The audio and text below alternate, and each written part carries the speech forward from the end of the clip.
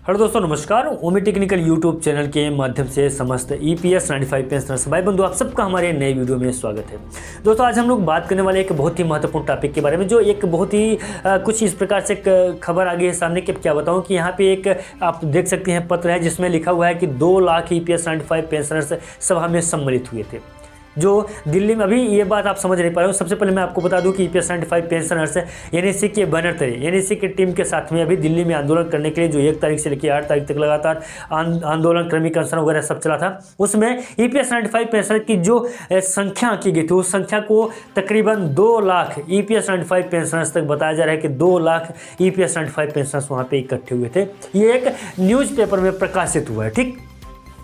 लेकिन ठीक इसके ऊपर आप देखेंगे, ठीक इसके ऊपर एक सर हैं, वो उन्होंने कमेंट किया है कि ईपीएस 95 पेंशनर्स की संख्या 2 लाख नहीं, महज 7 से 8 हज़ार ही थी संख्या। 7 से 8 हज़ार ईपीएस 95 पेंशनर्स की संख्या थी, जिसे 2 लाख ईपीएस 95 पेंशनर्स की संख्या बताई जा रही है। चलिए, अब मैं इसके ऊपर पूरी की पूरी जानकारी आप लोगों के बीच में रखता हूँ। सबसे पहले आपको मैं बता दूं कि माननीय कमांडर अशोक रावत जी करीब 29 राज्यों में विजिट किए थे, ईपीएस 95 पेंशनर्स को इकट्ठा किए थे, जागरूक किए थे और उनसे बात किए थे कि तमाम जितने भी ईपीएस 95 पेंशनर्स हैं उनकी पेंशन में वृद्धि संबंधित मामले की सुनवाई जो तो हम लोग करवाएंगे, और ईपीएस 95 पेंशनर्स हम लोग दिल्ली में जाके आंदोलन करेंगे, बड़ी आंदोलन करेंगे, बड़ी रैली करेंगे।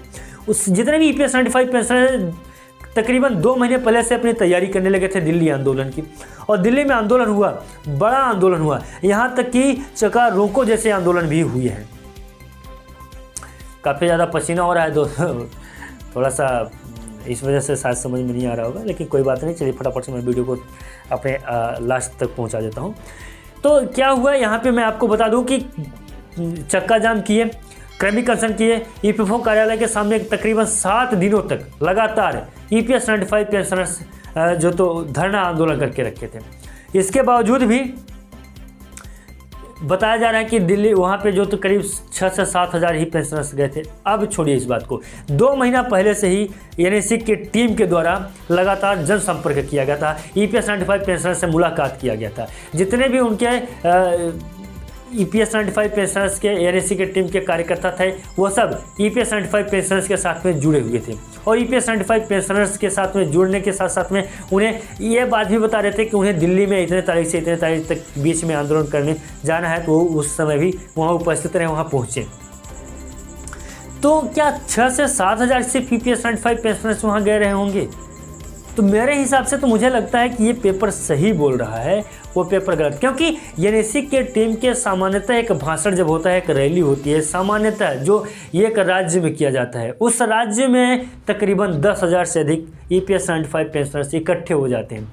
क्योंकि ये बात मैं सिर्फ नहीं बोल रहा हूँ, उनके कई सारे पोस्ट के माध्यम से मैं एनएससी के टीम की पोस्टों को पढ़ता हूँ, तो कई सारे पोस्टों के माध्यम से जानकारी मिलती है, कई सारे पोस्टों में ये बात लिखी हुई होती है। तो मैं आपको बता दूँ, हालांकि ये बहुत अपना मोबाइल नंबर वगैरह सब कुछ डाले हैं, मोबाइल नंबर भी इनका लिखा हुआ है, इनका पूरा एक पोस्ट लिखे हैं कि इस प्रकार से है, ऐसा है, ऐसा है। लेकिन जहाँ तक मैं समझ पा रहा हूँ अपने हिसाब से, तो मैं यही समझ पा रहा हूँ कि ये। लेकिन फ़िलहाल मैं एक और आग्रह करना चाहता हूँ एनएससी के टीम के साथ में कि माननीय कमांडर अशोक रावत जी स्वयं कैमरा के सामने आके इस बात पे एक बार प्रकाश डाल दें, और अगर ऐसा सही है तो इसके पीछे का मुख्य कारण क्या है वो भी मैं आपको बताने की कोशिश करूँगा।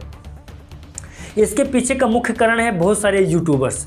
देखिए, एनएससी की टीम जब ईपीएस 95 पेंशनर्स को इकट्ठा करके लेके जा रही थी, दिल्ली आंदोलन के लिए तैयार कर रही थी, उसी टाइम पे बहुत सारे ऐसे यूट्यूबर्स हैं जो यूट्यूबर्स तरह तरह की हेडलाइंस लगा देते थे कि एनएससी का टीम की तरफ से ये हो गया, या ईपीएस 95 पेंशनर्स की पेंशन में वृद्धि संबंधित जानकारी आ गई, या ईपीएस 95 पेंशनर्स के पेंशन में वृद्धि इतने तारीख से हो जाएगी, या इतने तारीख से हो चुकी है। सुप्रीम कोर्ट का अभी का फैसला, ईपीएस 95 पेंशनर्स को मिले इतने प्रतिशत वृद्धि, या इतने तारीख से ईपीएस 95 पेंशनर्स को मिलने लगेंगे इतने रुपए। बहुत सारे यूट्यूब चैनलों में आप लोग देखे होंगे इस प्रकार की हेडिंग के साथ में वीडियो को अपलोड किया जाता है। थोड़ा बहुत रहता है तो चल जाता है, लेकिन इतना ज़्यादा नहीं।